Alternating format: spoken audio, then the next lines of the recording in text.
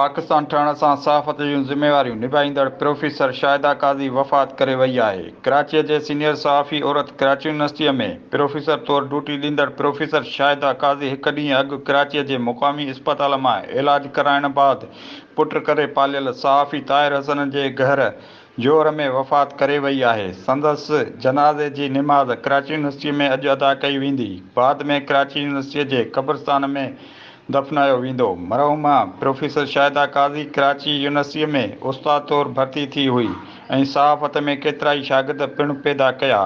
यादि रहे त प्रोफेसर शाहिदा क़ाज़ीअ खे पाकिस्तान जी पहिरीं औरत टीवी रपोर्टर हुजण जो एज़ाज़ हासिलु आहे। राहब ॻाहु, इब्रत न्यूज़, कराची।